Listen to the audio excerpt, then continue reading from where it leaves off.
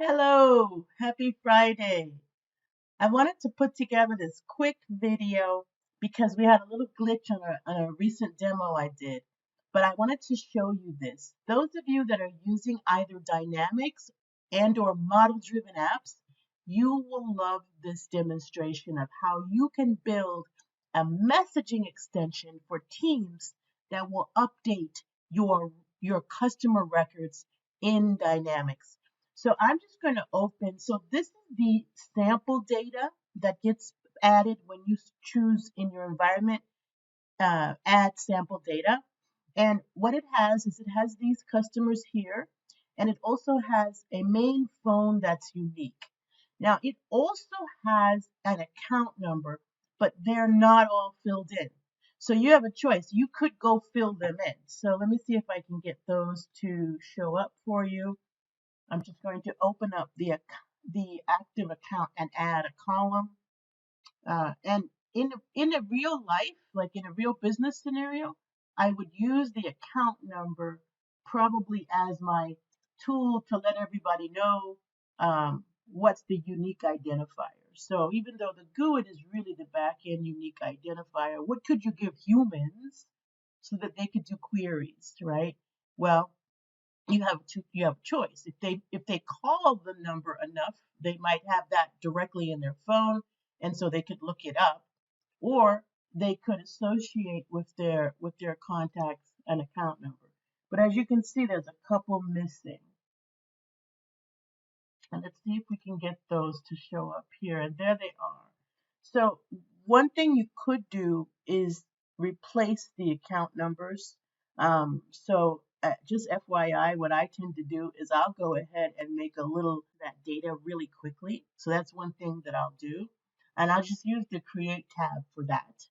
And click on Dataverse and then choose the account. Um, so I'll choose my connection and then choose the accounts table. And I love the way Power Apps generates a little Canvas app for me. I'm not going to use this Canvas app. I just want it to do some corrections to the data and maybe replace those missing account numbers. So there's only 3 missing, I believe, of all of them. So I'll go ahead and run it, and then I'll just fix it because you have your tables in here. So which one is this? This is one I'm going to use. So I'm going to give it my initials and then 1, 2, 3, 4, 5 as the account number because that's going to be easy to remember. And so we're going to use that as the unique identifier. In the demo, I actually used the phone number just so I didn't have to edit the data. But this is definitely another way to do it. Okay, I'm using an 8-digit account number in harmony with what was already there. Okay, so now we're just going to do here DATUM 324. Is that 8? Yes. Okay, so now we have all the account numbers in there. And I don't even need to save this app. I'm just going to close it. FYI, there's going to be lots of opportunity for easy edits soon. So keep your eyes open to what's happening with Dataverse. All right, so now that we have all the data that we need in the account table, let's first show you kind of my goal here, which is to update the timeline of the customer. So let's go into data and look at City Power and Light and hit edit record. So I didn't even have to build a model-driven app to show you this. This is the beauty of Dataverse. You had a bunch of forms and views and everything already ready to go as soon as you get your data together. And because of the CDM, you don't even have to build tables first sometimes. And when it comes to customers, I really actually do suggest you use the account table. Okay, so notice in the middle of the screen, there's a timeline. And everybody's responsible to update this timeline. And some people enjoy doing that, and some people find it a little bit of a burden, right? But if you're efficient at opportunity management, then you want to make sure you update your timeline so that you can keep a pulse on how that customer is doing from a lead to maybe opportunity to purchase, to sustain perspective, right? So this is the 101 of CRMs, right? But let's see if we can make it easy. Let's say that people on the go could actually just uh, look at a message. Maybe they've invited their customer into their tenant, and or maybe their peers are posting information about their customer in their teams instances. Why wouldn't it be cool to suck up that message in Teams and push it in here through a messaging extension? So let's look at how we could do that as citizen developers without any knowledge of the Teams Graph API and all of that. We can just do this ourselves. So I'm going to start by going to Teams.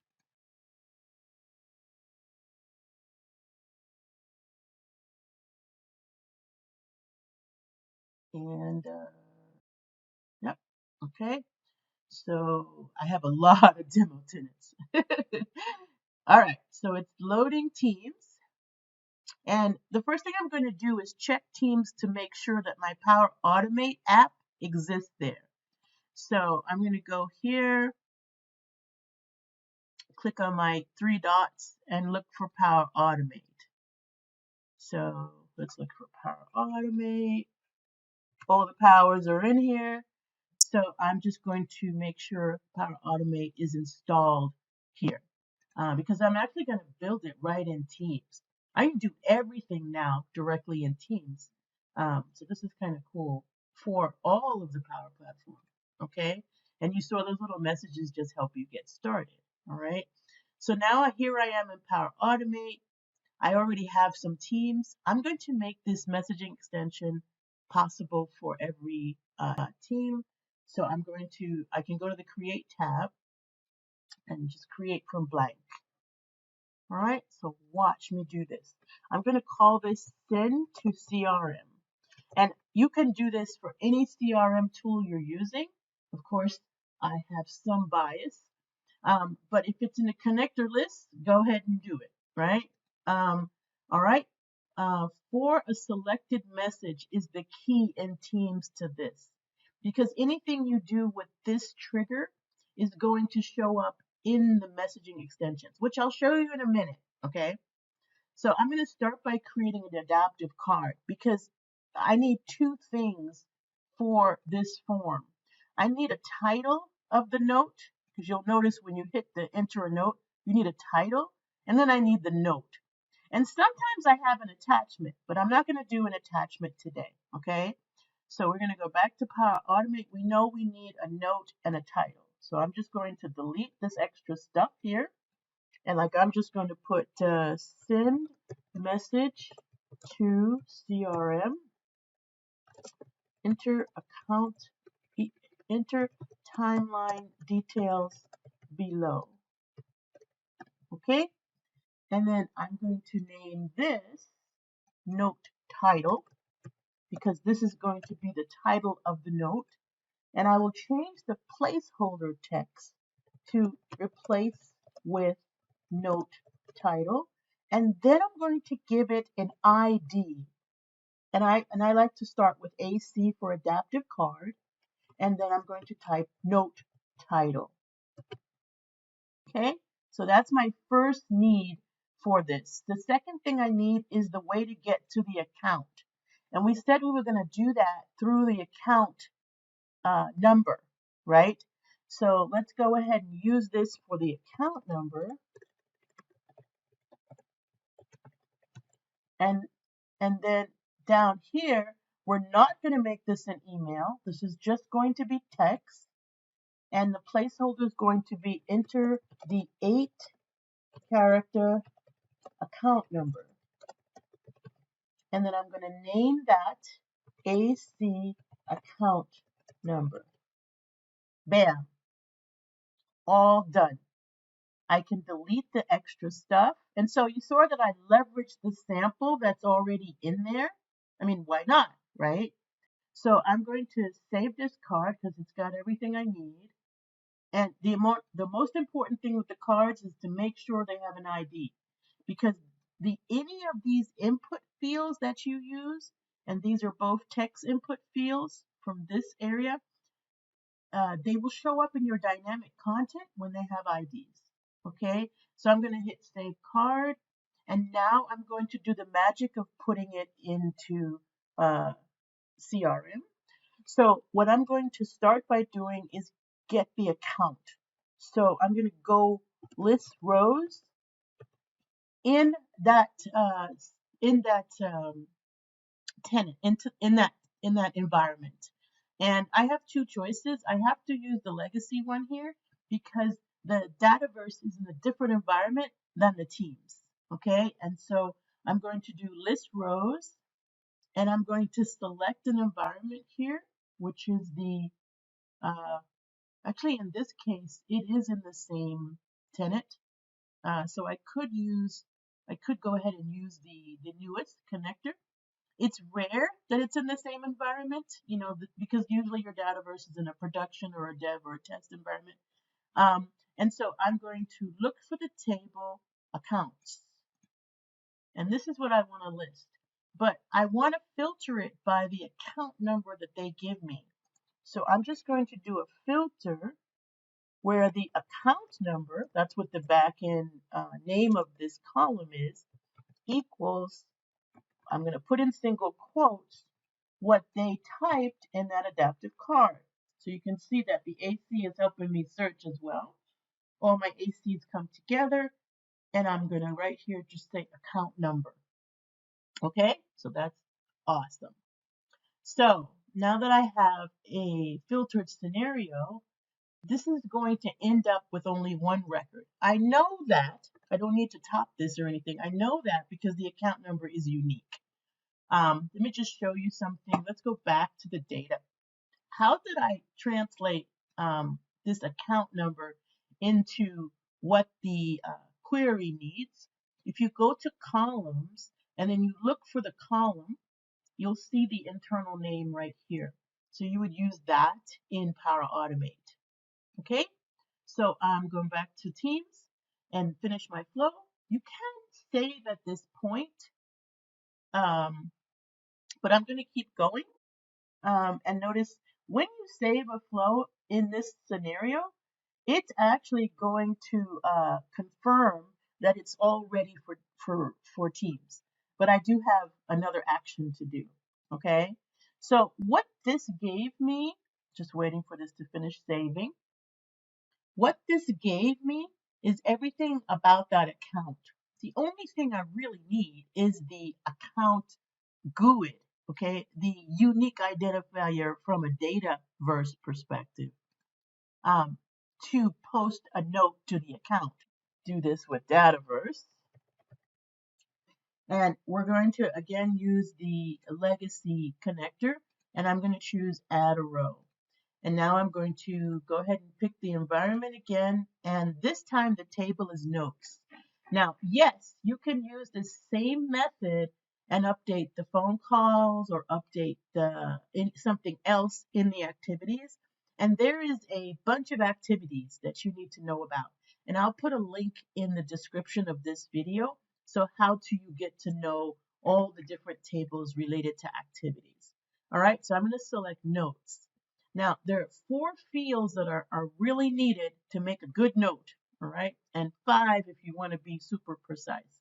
The title, the description, the is document, because you can also add an attachment, the regarding, and the regarding type. Note that the new connector for Dataverse actually combines regarding and regarding type, so you'll see that. All right, so I'm going to choose title, and this is where I asked them in that adaptive card. I asked them, what is your note title, right? And so let's take that and put that in the title. And then the description, which is the content of the note, I want it to be the content from the trigger, right? So whatever message they hovered over for a selected message and clicked, this messaging extension, I want it to suck up that message. So I'm going to choose for a selected message content. And then in this case, it's not a document, but please do note you can use the same exact flow to attach things to a note in Dynamics or in a model-driven app. Okay, so since there is no document, the last two we need to worry about is the regarding. These two are extremely important, otherwise this flow will fail because it needs to know what is this note related to, whatever thing you want to relate it to. In this case, the thing we want to relate it to is the account, all right? And you want the unique identifier of the account from the Dataverse perspective. Choosing that will throw you into a loop, and that's because you're coming from list rows, which is technically a plural array of items, right? But that's okay. You know there's only one, so it's only going to do this once, all right? The other thing we need is the regarding type, and literally they generally match. So I'm going to choose accounts. Okay, so again, the new connector actually combines those two things together, but I wanted to use this one because seeing them separately helps you to understand what's happening. We're telling it that this note is related to this account, and we're telling it that it's related to accounts versus phone calls versus contacts. So if I had chosen phone calls up here, right, which I could have, then I would need to do that regarding type. Then I might, it depends. If this note is about a phone call, then I might use that phone call ID. All right, so now we're basically done. That's all there is to this flow. It is the easiest flow in the world. You might want to do a little message in Teams to say it's done, um, but that's it, all right? I'm going to save. Some of you may want to make sure before whatever you use as your identifier in this card, make sure it's unique. So open up your data tab and check and make sure it's unique. And then because people could make a mistake and duplicate a number, you might want to put in some data validation as well if this was, for a work scenario. All right, so basically we're done. I think we saved it. Okay, now we're going to go to Teams and try to use it. So let's take a message that looks like it might be, so here's sales team talking about this particular initiative. Now I'm going to make believe that the customer here is one that I know in my Dataverse. So City Power and Light, and I used an account number that I wouldn't forget. And so let's try and use this here. So I'm just going to go into more actions, see more. Let's check that the Power Automate flow came through.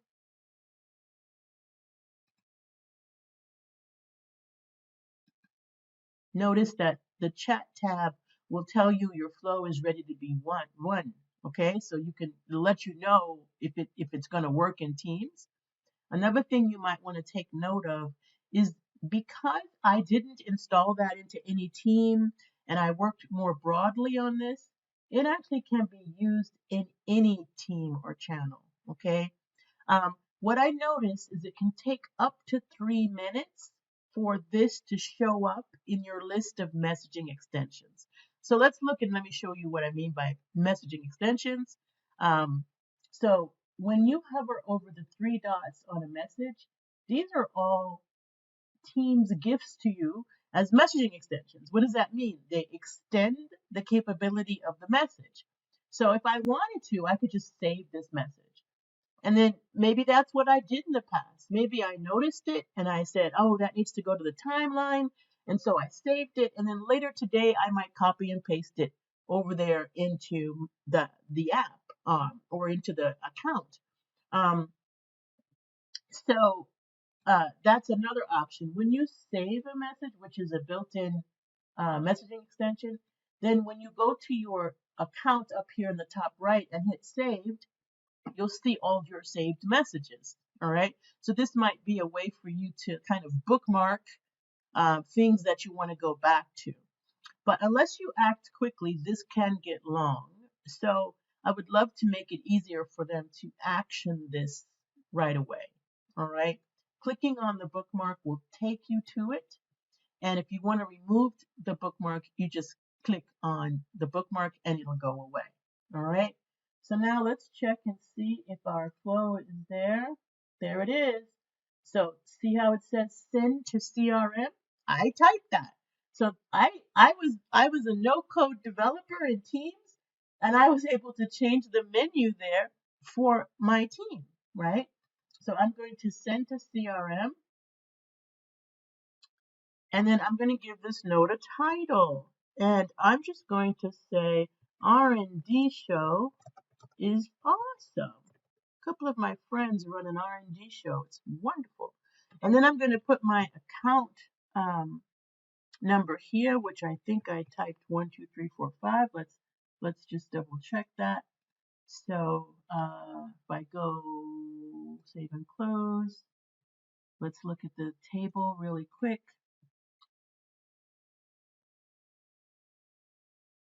I'm going to look at the data for account.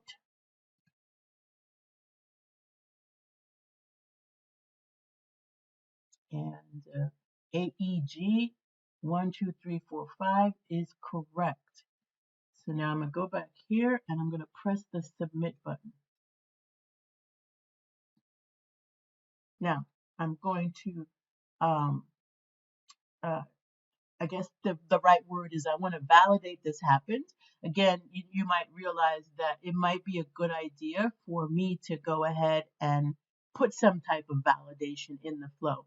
Maybe the flow could put a little note here in the same channel or reply to this message that says updated in CRM, but maybe I want that to be invisible. I could also have the flow send me a message to my activity feed saying that the data has been updated. So if I'm walking around on my phone, I just updated CRM easily from my Teams channel with the data that is in this message. And I got a little private message confirming it was done right there on my Teams mobile device. And I feel awesome. I can move on with my day. I don't have any action items when I get back to my desk, right? So let's go back to Power Apps and let's just open the right account. Again, this could be in a model-driven app or it could be in your Dynamics instance. And you'll notice there's the new note. And it was added using the title that I put in the adaptive card. It sucked up the entire message. So you can see it sucked up the entire message. And it took the message from the three dots. That was something someone had asked at the R&D show. Does it suck up the whole thread or just the message where you hit the three dots? It's just the message where you hit the three dots, okay? Look forward to some things coming soon in relation to Teams integration with Dynamics. Okay, so I think this is really cool. I wanted to share it with you and make sure you knew how easy it is to do. And it always makes me feel like I'm programming in Teams when I see menu items that I added to the menu there. So enjoy. I'll be talking to you soon. Go make some solutions for your team. You want it to be easy for them to update everything. Have a great weekend. Talk to you soon.